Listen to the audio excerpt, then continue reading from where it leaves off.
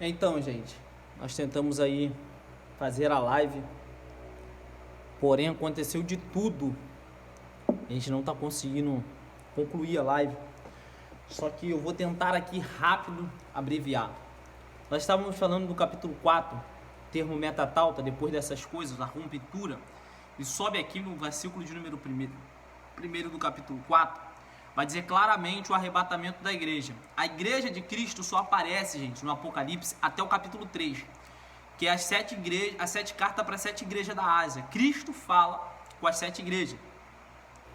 E depois disso, o termo eclésia, a igreja, não aparece mais no livro de Apocalipse. Dividindo o livro em 3 partes, do 1 ao 3, fala sobre a igreja ainda na terra, do 4 até o 19, que vai falar do que vai acontecer na grande tribulação, e do 19 até o 22, que vai falar sobre trono, juízo, milênio, etc e tal.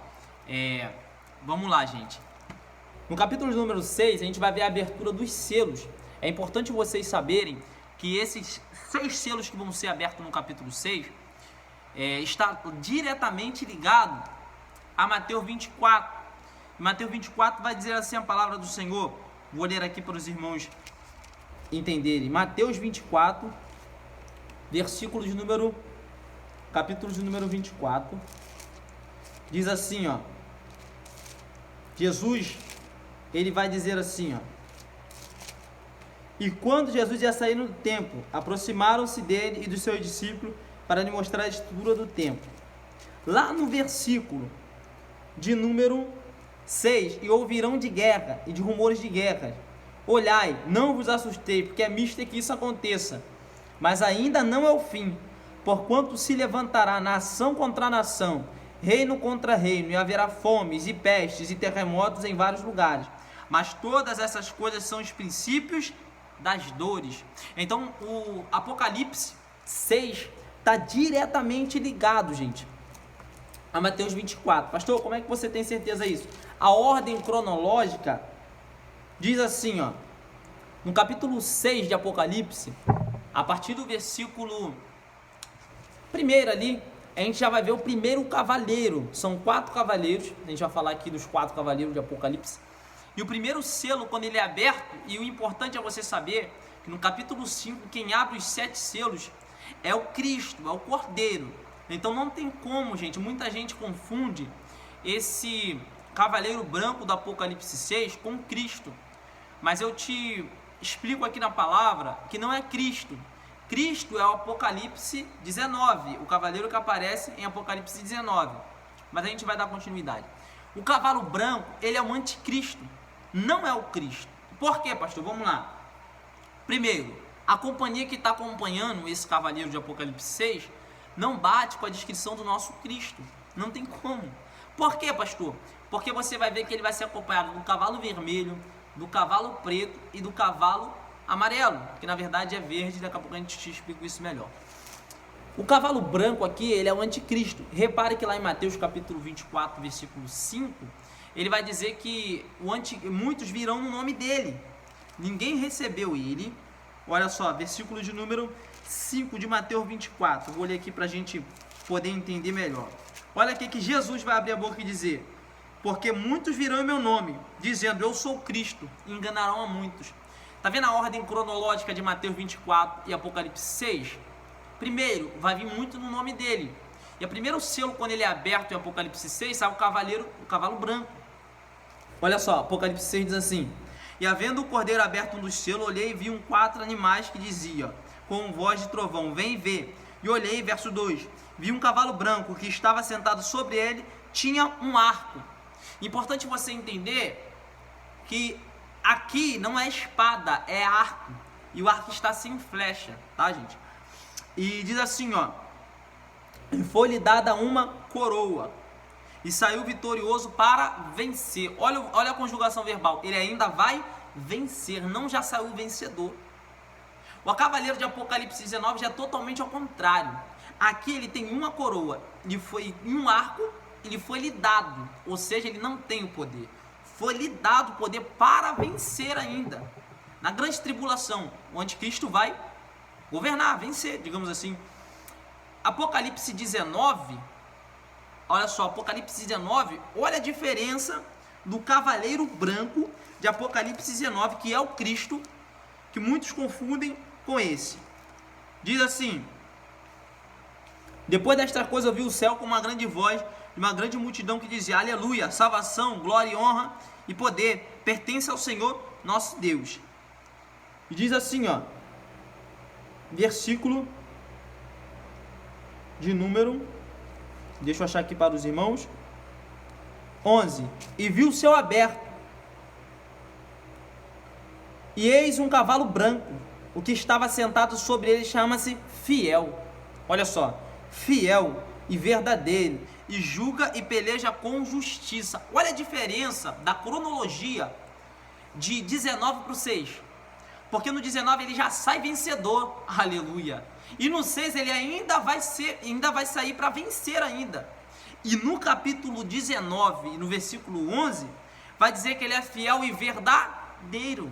Lembra da carta que Cristo escreve? Eu sou a testemunha fiel e verdadeira para uma das 7 igrejas lá em Apocalipse 2 e 3. Ele vai dizer: sou a testemunha fiel e verdadeira. Você lembra que Isaías vai dizer: um menino vos nasceu, um filho se nos deu, natureza humana, e o seu nome será Conselheiro, Deus forte, Pai da eternidade, Príncipe da paz. Então olha isso aqui, gente. Verso 12: e os seus olhos eram como chama de fogo. Lembra da descrição que o João falou lá em Apocalipse 1?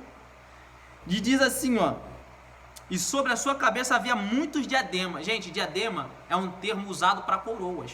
Mas qual é a diferença do cavaleiro do Apocalipse 6? Tem uma coroa. E essa palavra coroa, usada em Apocalipse 6, vai dizer daquela coroa que os romanos usavam muito, que é só uma folha de louro, uma coroa em forma de uma folha de louro em volta da cabeça. Já esse diadema vai dizer de muitas coroas, está no plural, diadema, e havia muitos diademas. Ou seja, se o anticristo era o príncipe dali da grande tribulação, tinha uma coroa, Cristo vai ter vários diademas, ou seja, várias coroas. Não é uma folhinha de louro, não. É coroa tipo essa daqui, ó, que vocês estão vendo aqui no quadro aqui atrás de mim. Amém, igreja? Olha só, diz assim: e tinha um nome escrito que ninguém sabia, senão ele mesmo. Estava vestido de uma veste salpicada de sangue, e o nome ao qual se chama é a palavra de Deus. Lembra quando João vai dizer que o verbo estava com Deus, João 1:1, e o verbo era Deus? No princípio o verbo estava com, no princípio era Deus, e o verbo estava com Deus, e o verbo era Deus. Então o verbo aqui, o verbo vivo que desceu do céu é Cristo. E tá aqui, ó, era a palavra, e as suas vestes eram salpicadas de sangue. É o que a gente leu lá em Apocalipse 5. Quando João vai chorar e está vendo que ninguém é digno de abrir os selos, João vai ver um leão da tribo de Judá como um cordeiro que havia sido morto com as suas vestes salpicadas de sangue. Esse cavaleiro de Apocalipse 19 é o Cristo, diferente do cavaleiro branco, o cavalo branco que vem em Apocalipse 6, amém? Tirado todas as dúvidas.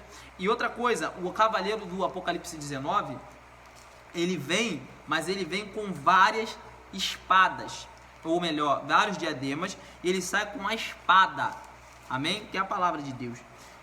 Vamos lá voltar para o cavaleiro branco do Apocalipse 6. Primeiro é a companhia. Não tem como, Cristo não vai andar com caos, morte, perseguição, guerra, não. Diferente do Apocalipse 6 aqui, esse cavaleiro no cavalo branco, a gente vai ver que ele tem um arco sem flecha. Jesus, ele anda com a espada da verdade, tá, gente? Também a gente vai ver lá em 1 Tessalonicenses, eu vou abrir aqui para vocês, 1 Tessalonicenses, capítulo de número 5, versículo de número...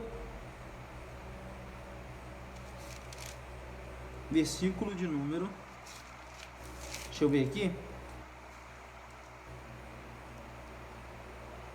Pois quando disserem, 3, a paz e segurança, então lhes sobrevirá repentina destruição, como a dores de parto aquela que está grávida, e de modo nenhum escaparão. Mas vós, irmãos, já não está em trevas, para que aquele dia não vos surpreenda como um ladrão. Olha só, 1 Tessalonicenses capítulo 5, versículo 3, vai dizer: quando estiverem dizendo paz, então virá sobre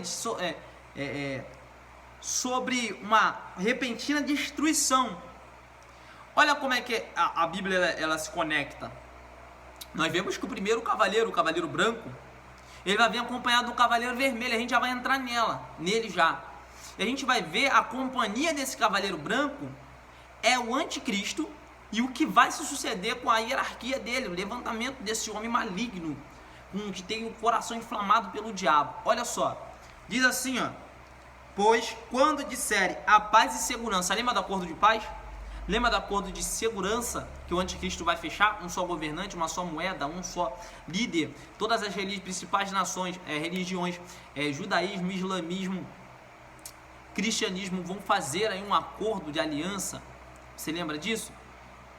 E vai ser ali permitido com que Israel volte a sacrificar no Monte Sião, reconstrua o templo.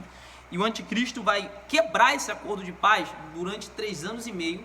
Vai vir uma falsa paz. É onde entra Tessalonicenses 5:3. Quando disserem a paz e segurança, então lhe sobrevirá repentina destruição, como as dores de parto àquela que está grávida. Ou seja, é do nada, vai ser repentino. Só que eu e você, para a glória de Deus, não estaremos aqui, aleluia. Nós seremos arrebatados, porque olha só verso 4 de 1 Tessalonicenses 5. Mas vós, irmão, já não está em treva, para que aquele dia não vos surpreenda como um ladrão, porque a igreja vai ser tirada para a glória de Deus. Eu creio que eu e você não estaremos aqui quando esse líder maligno ser levantado e assinar esse acordo de paz. Talvez você esteja pensando, pastor, mas o acordo de paz já foi escrito, já foi assinado vários acordos de paz, mas igual esse não. Vai ser um acordo de paz entre as principais religiões, um acordo de paz mundial.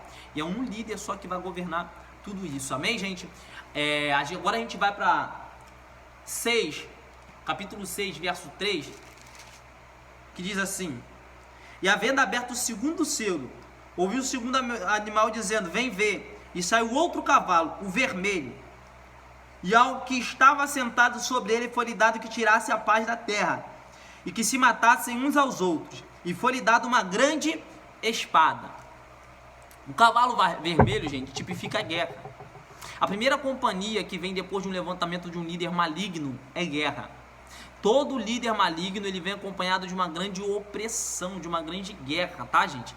Então, logo após o levantamento de anticristo, depois de 3 anos e meio de falsa paz, ele vai entrar, que é algo profano, ele vai entrar no Santo dos Santos, no templo no caso, e vai sentar no trono onde é o do Messias, que os judeus estão aguardando ele vir ainda, mas sabemos que ele vai retornar, e ele vai se declarar o próprio Messias, e ali os povos judeus vão romper esse acordo de paz, e vai começar a grande tribulação, e é onde vai se cumprir 1 Tessalonicenses 5:3. E agora vai vir o cavalo vermelho, que é a guerra, tá, gente? Uns acreditam que a guerra de Gog e Magog vai acontecer aqui nesse período do cavalo vermelho, que vai explodir grande guerra. Aí você me pergunta, pastor, mas já tem guerra. Mas dessa proporção da grande tribulação não tem, gente.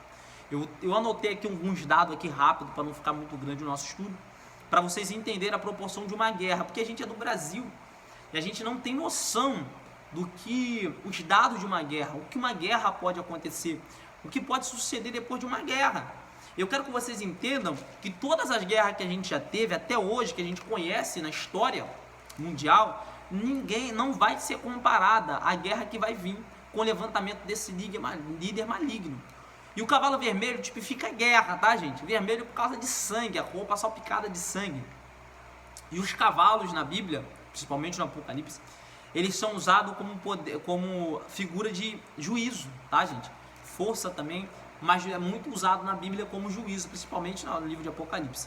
E esse cavalo vermelho, ele vai ter autoridade para gerar outras guerras locais, porque nós temos guerras mundiais, ou melhor dizendo, guerras de país contra país, nação contra nação. Lá em Mateus 24, lembra que a gente falou aqui no começo do estudo? Nação contra nação, reino contra reino. Porém, quando esse cavalo vermelho for solto, vai ter guerras locais. Gente, a gente conhece uma guerra que está aí agora em alta, aí o Irã acabou de atacar Jerusalém, nós acabamos de ver também o Estado Islâmico que tinha acabado de atacar Israel, e agora veio o Irã. E nós sabemos, gente, que o Estado Islâmico e o Irã, eles são inimigos. mas eles têm algo em comum, eles odeiam o povo judeu, os cristãos, eles odeiam. E esse levantamento desse cavalo vermelho vai ter guerras locais. Como assim, pastor? Vai ser município contra município, estado contra estado, não vai ser país contra país, vai ser guerras locais, então vai ser algo generalizado. Depois vão todo mundo se reunir lá na grande batalha da Armagedon contra Israel. Mas a gente tem que entender que esse levantamento desse líder, e quando esse cavalo vermelho for solto, vai explodir várias guerras locais, tá, gente? Inclusive, como a gente já vê lá, Estado Islâmico contra Irã, umas guerrinhas lá, mas isso daí é o princípio, tá, gente? Como assim princípio, pastor? Vou falar alguns dados aqui rápido. Lá em 1919, na Primeira Guerra Mundial, foi assinado o Tratado de Versalhes. Você deve ouvir isso na escola. Eles acreditavam que era uma guerra que veio para acabar com todas as guerras. Pastor, mas por que eles acreditavam que a Primeira Guerra Mundial veio para acabar com todas? Porque ali foi introduzido algumas coisas que o mundo não tinha visto ainda, e o mundo ficou esputefado, ficaram assustados com aquilo que aconteceu. Nessa guerra, Primeira Guerra Mundial de 1919, veio a introdução de tanques de guerra. O mundo nunca tinha visto um tanque de guerra. Aviões, arma química, inclusive é o gás sarin, tá, gente? O gás sarin foi introduzido na guerra, no Tratado de Versalhes, quando foi assinado. Foram 40 milhões de pessoas. Você deve estar pensando, pastor, 40 milhões de pessoas é muitas pessoas. E essa aqui, a Primeira Guerra, eles acharam que foi a guerra que veio para acabar com todas as guerras. Mas olha, só vai piorando. Olha só, na Segunda Guerra Mundial, no ano de 1939 a 1945, morreram, pasme, igreja, de 70 a 85 milhões de pessoas. Que isso, pastor? Só de judeus, gente, foi 6 milhões. Foi Adolf Hitler. 6 milhões de judeus. Aqui também veio a introdução da bomba atômica.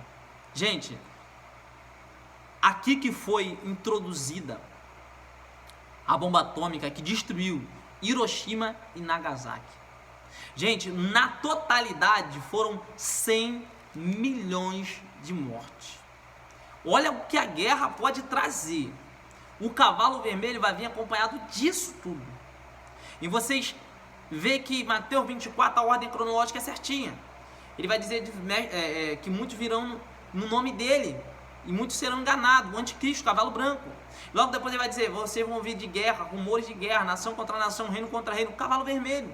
E ele vai dizer, vocês vão ouvir de peste, de fome, cavalo preto, morte, cavalo preto, peste e fome, cavalo amarelo. Então a ordem é muito cronológica de Mateus 24 com Apocalipse 6. Se você colar esses dois textos, você vai ver que Jesus estava literalmente dando spoiler do que iria acontecer. 100 milhões de pessoas, sendo 6 milhões de judeus. Só judeus foram 6 milhões nos campos de concentração de Adolf Hitler. No Apocalipse 6, tá? A gente vai ver versículo 5, vamos abrir aqui. Apocalipse 6, versículo 5, vai ser solto o terceiro cavaleiro, o cavalo preto.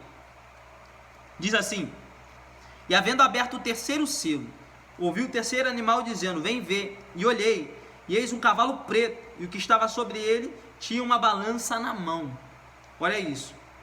E ouvi uma voz no meio dos 4 animais que dizia, uma medida de trigo por 1 dinheiro, e 3 medidas de cevada por 1 dinheiro, e não danifique o azeite e o vinho. Gente, esse cavalo preto, ele vai tipificar fome. E por que ele tem a balança na mão? Nós sabemos que o anticristo, ele, quando for levantado, ele vai ser um grande líder maligno. E esse cavalo preto, ele vai tipificar fome.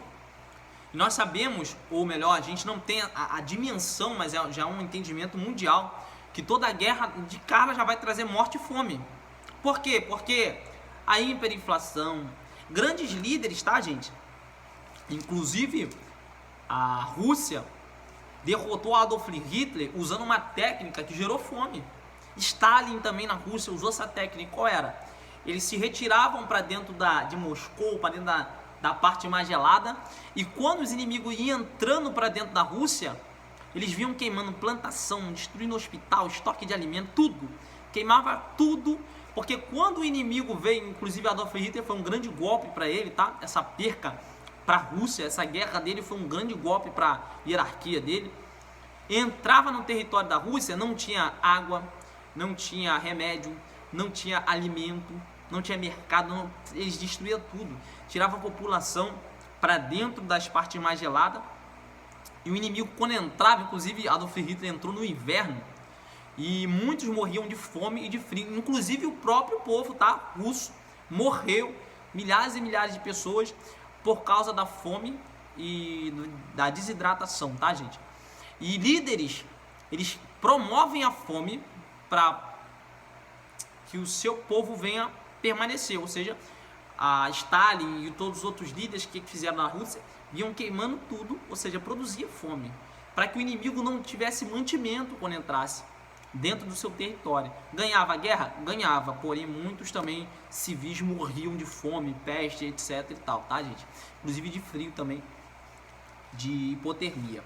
Então a guerra, o próprio líder, para salvar a nação, ele pode produzir fome, tá? Fora as sanções econômicas impostas por causa de bombardeio, etc e tal. Ou seja, o cavalo preto, ele vem com uma balança na mão, é fome.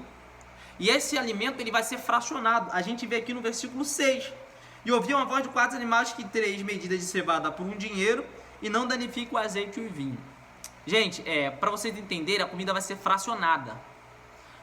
Essa guerra mundial com esse imperador, com esse líder maligno, vai gerar uma fome de uma escala mundial. E esse líder aqui, primeiro, ele vai fracionar o alimento. Primeiro, que ele vai dar mais para quem está mais aliado com ele. E segundo, que você, por mais que você tenha dinheiro, você não vai poder chegar no mercado e comprar quanto você quer. O animal diz assim, ó: uma medida de trigo por 1 dinheiro e 3 medidas de cevada por 1 dinheiro. Para vocês entenderem, convertendo isso para o dia de hoje, a diária de um trabalhador, ela vai pagar, mediana, ela vai pagar uma medida de trigo que dá para fazer um pão grande, uma broa dessa de milho que vocês conhecem grande. E esse pão, um pai de família ou uma pessoa vai comer 2 refeições com essa medida de trigo. Vai ser um pão que você vai conseguir comer duas vezes ao dia. Agora imagina, a sua diária hoje, seja 100, 200 reais, conseguiu comprar uma medida de trigo para fazer um pão grande, para você comer de tarde e de noite, ou de manhã e de noite. E o pior, se você tiver família, filhos, mulheres, então não vai dar. A fome, ela vai vir numa grande escala que muitos vão morrer, porque o alimento vai ser fracionado. Ninguém vai poder comprar o que quer, não é assim. Vai ser fracionado. Então você que tem mais de um filho, saiba que vai ser muito escasso o alimento. Por isso esse cavalo preto vem com a balança que, tipificando, é algo fracionado. Uma medida de grãos, no grego é koenix, tá? É o suficiente para fazer um pão grande, como é que eu já disse, que vai durar para 2 refeições, para uma pessoa, e custará o salário de um trabalhador, uma diária, tá, gente? O alimento será fracionado, como eu já disse. Nós temos 3,4 bilhões de acres de terra plantada. Acres é terra plantada. No mundo, 3,4 bilhões de acres. Agora eu te pergunto, você deve estar perguntando, não, muita terra, pastor.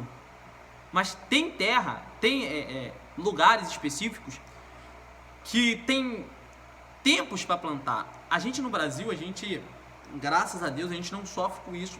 Mas aonde tem gelo, aonde tem tsunami, terremoto, um calor de uma escala muito grande, igual tá pegando lá pro lado da Europa, o grão, ele é, primeiro, afogado se tiver muita água. Segundo, ele morre debaixo da terra se tiver uma seca muito grande, sol muito escaldante. E gelo. Então tem dessas 3,4 bilhões de acres, nem todos podem plantar qualquer tempo do mês, qualquer mês do ano. Há um tempo a se plantar. Então dessas 3,4 bilhões de acres, nem todos podem ser plantados de uma hora para outra. Então poucos solos são igual o solo brasileiro, fértil, graças a Deus nós somos um país muito abençoado, que podem se plantar assim, sem depender do clima, tá, gente? É óbvio que a gente também depende, mas a gente é muito mais propício a conseguir plantar do que lá fora. Agora vai vir Apocalipse, capítulo 6, versículo 7. E havendo aberto o selo, ouvi a voz do quarto animal que dizia: vem ver. E olhei, e eis um cavalo amarelo, que eu vou te explicar que ele é verde, tá, gente? E o que estava sentado sobre ele tinha por nome Morte. E o inferno o seguia. E lhe foi-lhe dado poder para matar a quarta parte da terra com a espada, e com fome, e com peste, e com as feras da terra. Gente, esse cavalo aqui, amarelo, na verdade ele é verde, tá? Aí você está me perguntando: pastor, se é verde, por que está amarelo na minha Bíblia? Porque é difícil, é fácil, melhor dizendo, você ver um cavalo branco. É fácil você ver um cavalo preto. É fácil você ver um cavalo vermelho, que você já sabe que é aquele mais avermelhado. E amarelo também tem, que é o pampa. Verde não existe na natureza. Então seria difícil das pessoas associar. E os tradutores botaram amarelo, que é mais fácil de se entender. Porém, esse cavalo amarelo, no grego está escrito chloros. E esse chloros aponta para o verde, amigo do verde. Para você entender, essa palavra chloros é mesmo encontrada nas plantas, tá, gente? Clorofila, que dá cor verde para a planta. Clorofila é literalmente o amigo do verde. Então, esse cavalo é verde, esse chloros, cavalo chloros. Esse chloros aponta para verde. No grego aponta para verde. Aí tu me pergunta: então por que é verde, pastor? Gente, grandes pensadores, tá? E pré-tribulacionista como eu, tá? Acreditam que esse cavalo verde aponta para o Islã, Estado Islâmico. Como assim, pastor? Que doideira é essa? Vou te explicar. Ele terá poder para ferir quarta parte da população mundial. Quando o cadáver está em decomposição, uma das cores que ele assume é um cinza meio esverdeado, tá? E esse cavaleiro vai vir acompanhado da morte, tá? Peste, etc e tal. Então essa cor verde aponta também para o estado de putrefação do cadáver, que é um cinzento meio esverdeado. Mas aponta para o Estado Islâmico, por quê? O Estado Islâmico, eles acreditam na Guerra Santa. E se tem um povo que odeia o povo judeu e cristão, é o islâmico. Vem lá da descendência de Ismael, lá do erro de Abraão. Abraão, quando ele se deita com H, vai gerar Ismael, e aqui vem o povo ismaelita e etc e tal. A gente já sabe que essa guerra vem de anos e anos e anos, milhares e milhares de anos. Só que, gente, por que grandes pensadores escatológicos apontam para o Estado Islâmico? Porque, primeiro, eles acreditam que vai voltar a jihad. O que é jihad? É o Sharia. O que é o Sharia? O Sharia é eles no poder, eles são um comando de novo. E eles colocarem ali que a religião islâmica é a religião predominante. Gente, e é algo absurdo assim de comparação, que eu vou dar alguns dados para vocês aqui, das bandeiras, gente, é muita bandeira. E se tem uma cor que é predominante dentro do Estado Islâmico, é o verde. Todas elas têm branco, vermelho, preto, mas todas as bandeiras que são predominantes, o Estado Islâmico tem uma cor predominante e é a verde. Os grandes palácios, os grandes locais lá de concentração dos grandes líderes islâmicos, eles são iluminados com uma luz verde, tá, gente? E por que você fala isso, pastor? Primeiro, eles acreditam que vão ter uma guerra. E um líder vai ser levantado, um profeta de Alá vai ser levantado para botar o Estado Islâmico de novo de frente no poder. Eles acreditam que eles vão tomar à força o governo mundial. E quem não se dobrar para o Estado Islâmico vai perder a cabeça. Olha aqui, olha como é que é. A Bíblia é linda. Verso 7 diz assim, ó. 8. Melhor dizendo. E foi-lhe dado poder para matar a quarta parte da terra com a espada. Gente, se tem um povo que gosta de decapitar cristão e judeu, é o povo islâmico. A espada, fio da espada, quando a Bíblia diz isso, é acerca da decapitação, tá? Outra coisa, a taxa de crescimento é absurda. Como assim, pastor? Gente, lá na Europa, há lugares que já 20% dos jovens já são totalmente islâmicos. Inglaterra, por exemplo, também é um dos lugares. Paris. Gente, a taxa de natalidade da gente é 1,2 filhos. E já deles, num casal islâmico, é 8,0. Gente, para cada um filho, 2 filhos que a gente tem, eles têm 8. E todos eles são criados na base da doutrina islâmica. Aí você deve estar pensando, pastor, mas isso é um caso isolado. Não é. Vamos para dentro da Bíblia deles, da escritura, do sura dele, do Corão deles. Eu fiz uma pesquisa rápida. Corão, a Surra, capítulo 27, versículo 82, diz assim: e quando a palavra é cumprida contra ele, os injustos, isso aqui são os cristãos e judeus, tá? Os injustos, nós produziremos da terra uma besta para enfrentá-los. Ou seja, produziremos. O anticristo vai ser basicamente, tá, gente, de doutrina islâmica. Ele pode ser um europeu que bota calço, um blazer, não vai usar túnica, burca, porém a sua essência é islâmica. Olha só o que diz o Corão, Sura 27, 82. Eles vão produzir uma besta para enfrentá-los. E quem vai enfrentar o povo judeu e cristão? O anticristo. Essa besta, que João usa também o termo de besta, Daniel também, melhor dizendo, é o anticristo, gente. Ele irá falar a eles, porque a humanidade não creu em nossos sinais.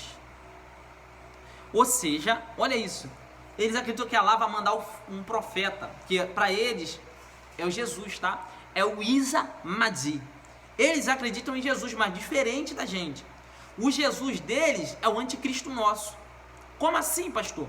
Esse Isa Mahdi, que é Jesus para eles, que para nós é o anticristo, vai vir para falar em nome deles e tentar impor a Sharia, tentar impor aí essa questão no Corão. E quem não aceitar será morto. Você já reparou que no Apocalipse o anticristo, quem não aceitar o governo dele será morto a fio da espada? Será perseguido, executado, quem não tiver o chip, a marca da besta? Então a comparação do Isa Mahdi e o anticristo é surreal. Olha isso. Eu fiz aqui um quadro de comparação rápido para não tomar muito tempo. A crença muçulmana e a profecia bíblica. Gente, no Corão diz que o Mahdi unirá os muçulmanos. O anticristo vai unir grandes nações, ou melhor, 10 superpotências. O anticristo unirá 10 reis. Está lá em Apocalipse 17:12, tá? Olha de novo. O Mahdi trará ouro e prata aos seus seguidores. Isso está no Corão, na Bíblia, digamos assim, islâmica. Agora olha na Bíblia Sagrada nossa. A profecia do anticristo, Daniel 11:38, vai falar que o anticristo pagará com ouro e prata aqueles que o seguirem. Outra, uma comparação muito gritante. Mahdi governará por 7 anos. Gente, igreja, quem governará por 7 anos na grande tribulação? Sendo 3 anos e meio de falsa paz e 3 anos e meio de grande perseguição. O anticristo. Olha, isso aí também está lá. O acordo de paz, 7 anos, está lá em Daniel 9:27.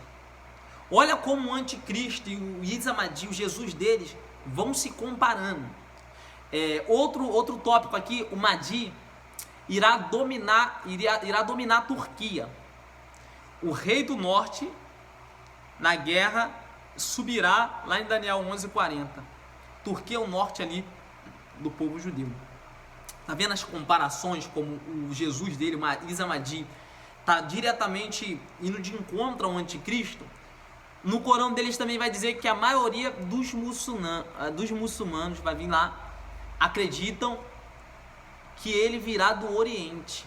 Daniel afirma que ele crescerá com o leste. Tá lá em Daniel 8, versículo de número 9. Gente, olha como é que é gritante a semelhança. Eles confirmam no Corão deles, tá? A perseguição aos judeus, que é quando aí no Corão 27:82, o anticristo será levantado para perseguir o povo e oprimir e matar de fio da espada aqueles que não se renderem. E olha só, versículo no livro de Apocalipse vai dizer da perseguição sobre aqueles que não se dobrarem ao anticristo. Agora eu te pergunto, independente do teu credo, independente se você é pré-tribulacionista, tribulacionista, pós-tribulacionista, pré-milenista, milenista, pós-milenista, não importa qual a ordem cronológica que você segue. Vamos olhar aqui olho no olho agora, eu quero falar para vocês. Você que está desviado da casa do Senhor, você que conhece a Escritura, volte enquanto há tempo. Paulo vai dizer, bem-aventurado aqueles que participaram da primeira ressurreição, do primeiro arrebatamento. Igreja, o cenário do anticristo está preparado. O anticristo está sendo levantado aos poucos. Guerras, rumores de guerra, um colapso mundial está acontecendo, econômico, sociológico, religioso. E logo, para mim, minha opinião, vai ser na ONU. Ela vai anunciar, vai juntar as superpotências e vai anunciar um líder, um governante. E esse homem será o anticristo. Eu acredito que, como Jesus prometeu para uma das suas igrejas, assim como guardou a minha palavra, eu vos guardarei no dia da angústia. Não é no dia, é do dia. Eu acredito que a igreja será tirada, no meu entendimento teológico. A pergunta que eu faço é, até quando você vai esperar a natureza gritar? Crescimento global, geleira se derretendo, animais entrando em extinção, tsunami, maremoto, terremoto. Até quando? Você vai ver filho matando pai, pai matando filho, o amor se esfriando, para esperar voltar para a casa de Deus. Independente do seu credo, da sua crença, independente da sua cor, da sua conta bancária, eu quero te dizer algo. Volte para a casa do Pai. Porque, por mais que você não siga a linha teológica que eu acabei de ensinar, uma coisa você sabe: Jesus retornará para buscar a igreja. E o mesmo Cordeiro que abriu o livro, o mesmo que morreu para ser o nosso advogado, igreja. Você que me ouve aí no YouTube, ele retornará como um juiz. E ele não deu a vida dele em vão. Ele nos ama. Só que, se nós confessarmos o nosso pecado, se arrepender verdadeiramente, ele perdoará nossas falhas. Que você possa ter absorvido o máximo possível desse estudo. Eu diminuí aqui 3 meses desses 4 cavaleiros de uma aula teológica dentro de uma sala em 40 minutos, para você entender que está acontecendo, vai acontecer.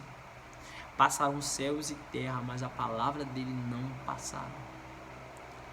Que você venha compartilhar, mandar esse link para teu grupo da igreja. Você que é pentecostal, acredita no arrebatamento da igreja antes da grande tribulação, compartilha aí. Ouve, escuta, compartilha, para que a gente venha entender o que a Bíblia vai falar sobre o arrebatamento. Estarei aqui colocando mais alguns estudos sobre 7 taças, 7 trombetas, as 2 testemunhas. Peço que você se inscreva, curta esse vídeo, compartilha, comenta aí o que você quer que eu fale, qual assunto que eu quero passar para os meus irmãos o máximo de conhecimento possível. Que esse livro é tão difícil de interpretar, como eu disse lá na live no Facebook, ninguém é dono da verdade, mas é um livro que tem sido deixado de lado. É um livro que o diabo quer que nós deixemos de lado, porque é o livro da derrota dele. Mas que Deus abençoe a sua vida, te guarde e te livre de todo mal, amém? Que Deus te abençoe. Um abraço do pastor Leonardo, gente.